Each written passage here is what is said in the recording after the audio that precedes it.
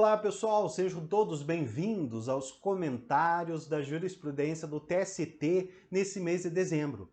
Eu sou o professor Elton Kramer e vou apresentar para vocês o que girou de importante aí no final de novembro e início de dezembro no Tribunal Superior do Trabalho que é importante para o seu concurso público. Vamos lá? Acompanhe comigo.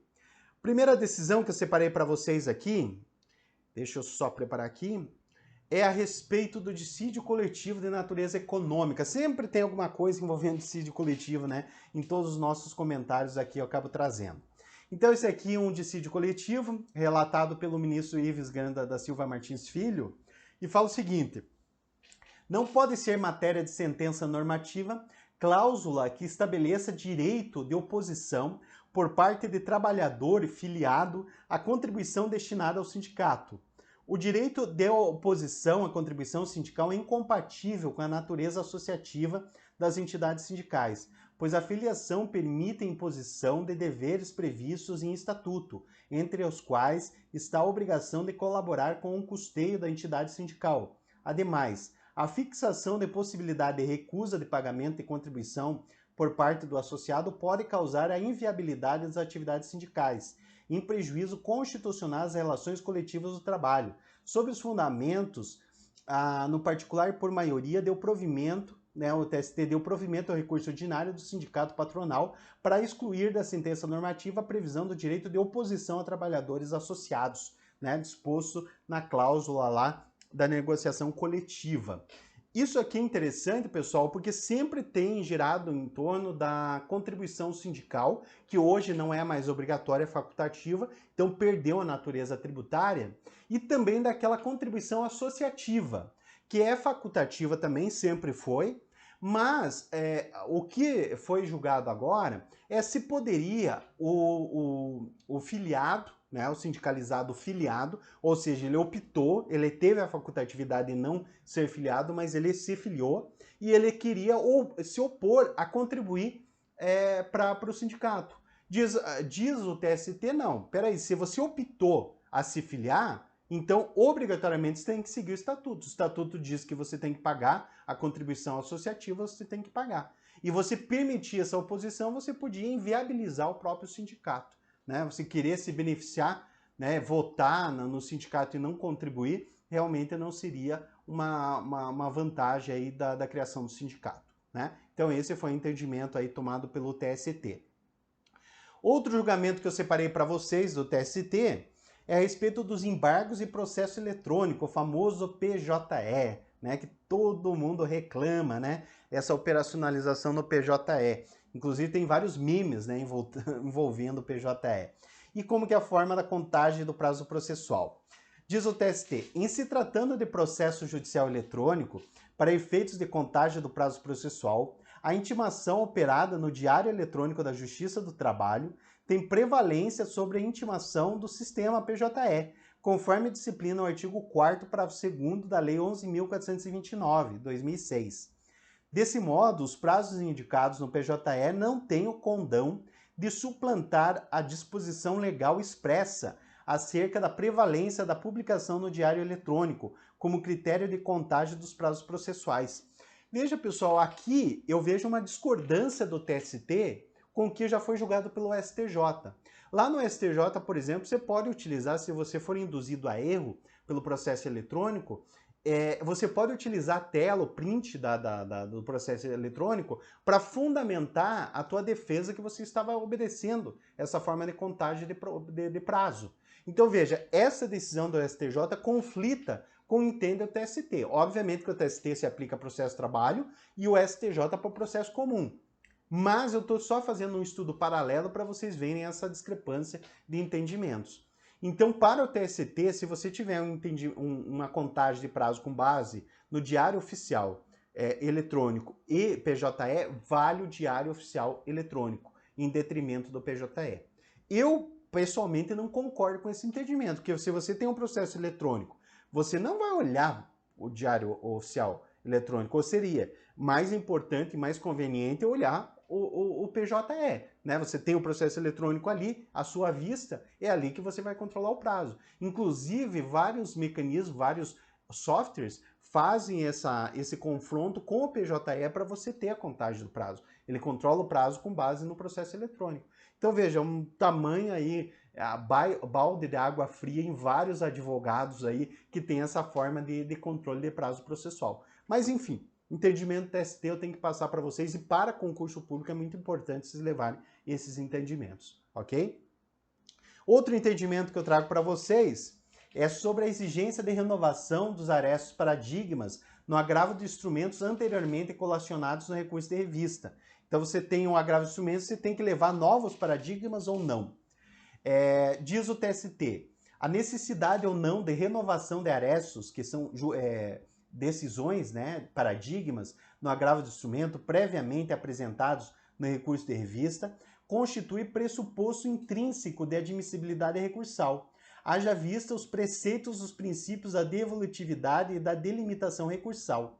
Consequentemente, a inobservância de referido pressuposto, por não se enquadrar em nenhuma das exceções de cabimento dos embargos previstos na súmula 343 do TST, torna incabível o processamento de recursos de embargos. Olha, pessoal, cada vez que eu estudo decisões do TST, menos eu quero atuar na Justiça do Trabalho, né?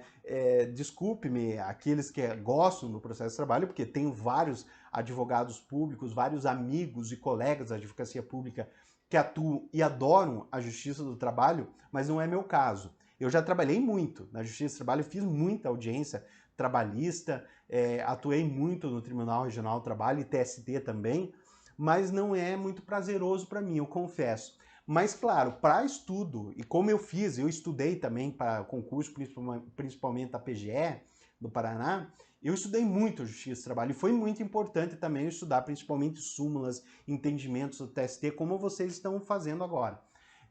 E eu tenho que entender, eu tive que entender, né? Mesmo não gostando, mesmo não atuando atualmente na PGE, não atuei mais na Justiça do Trabalho. Aliás, fiz audiências da Justiça do Trabalho, mas não atuo na Justiça do Trabalho. Então, não é meu maior prazer. Mas eu preciso compreender, primeiro para passar para vocês, e outro, se surgir alguma coisa envolvendo, que eu trabalho numa regional, então envolvendo aqui, eu preciso dominar, né, alguns aspectos da Justiça do Trabalho. E vocês, para concurso público, têm que saber essas questões, mesmo não concordando. E essa é uma questão aqui, por exemplo, de requisito recursal, que você tem que renovar as jurisprudências colocadas como paradigmas para você ter o teu recurso de agravo de instrumento recebido pelos tribunais, ok? Então fica aí um alerta só para você colocar um adendo no seu estudo. Outro julgamento que eu separei para vocês aqui: embargos em recurso de revista e arguição de contrariedade à súmula vinculante número 10. Diz o TST, a alegação genérica de contrariedade às súmulas não viabiliza o conhecimento de recurso de embargos. Na hipótese, mostra-se inviável o exame da assinada contrariedade à súmula vinculante número 10 do STF, porquanto o recurso de embargos, o reclamado, limitou-se a afirmar que a turma contrariou a súmula vinculante 10, sem especificar que o termo se tratava de súmula vinculante proveniente do STF. Então veja, pessoal, no caso, não sei se é um excesso de rigorismo, mas nós temos uma exigência do TST que quando você vai impugnar e dizer que há uma ofensa à súmula vinculante, que é um requisito intrínseco aí no conteúdo que você vai colocar no recurso, você tem que colocar e delimitar em que ponto há essa ofensa. E aqui, como diz o TST, né, especificar o termo que se tratava de súmula vinculante proveniente do STF. Não sei se ele queria o termo STF, propriamente dito, mas o que me parece que ele queria trabalhar especificamente a ofensa, né, em que ponto ofenderia aquela súmula. Pelo menos me parece assim que estava no informativo do TST. Não me parece que seria ao ponto de não ter colocado que a súmula vinculante era do STF, porque por lógica a súmula vinculante é do STF, né?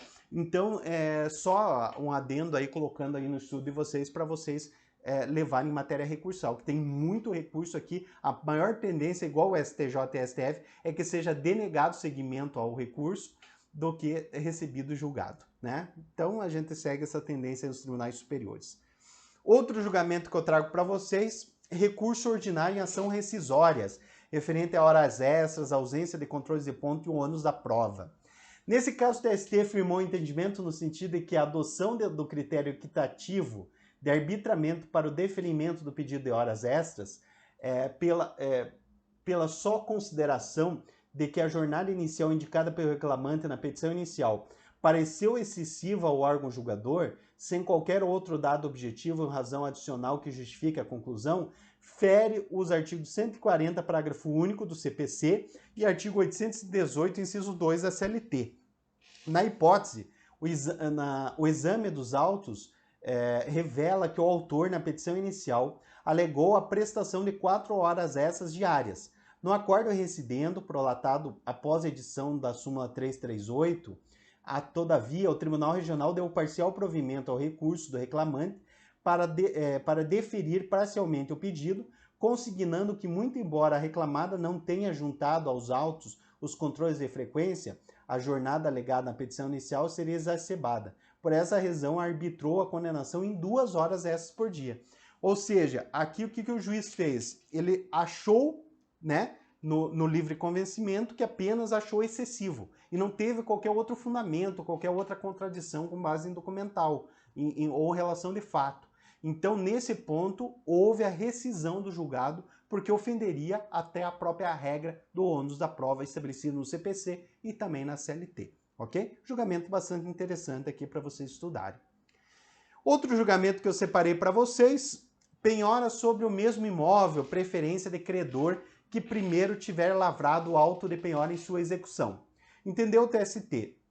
Para os casos de penhoras que recaem sobre o mesmo imóvel, tem preferência aquele credor que primeiro tiver lavrado o auto de penhora em sua execução, pouco importando quem foi o primeiro a fazer o registro na matrícula de imóvel do cartório. O STJ decidiu que a regra contida no CPC, artigo 797, deve prevalecer, estando claro que terá preferência o credor que primeiro tiver lavrado o auto de penhora em sua execução, independente de quem foi o primeiro a fazer o registro de matrícula em cartório. Aqui o próprio acórdão já é autoexplicativo. Vale a regra da penhora.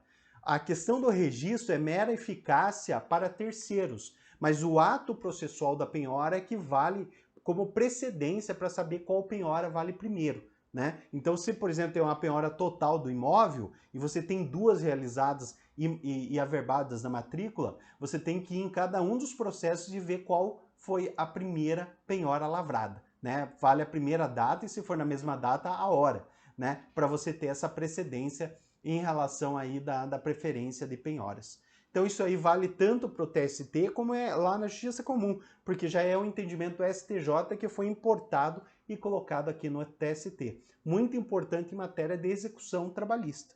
Né? Isso aqui também a Fazenda Pública aí discute muito essas questões aí, principalmente sobre as terceirizadas.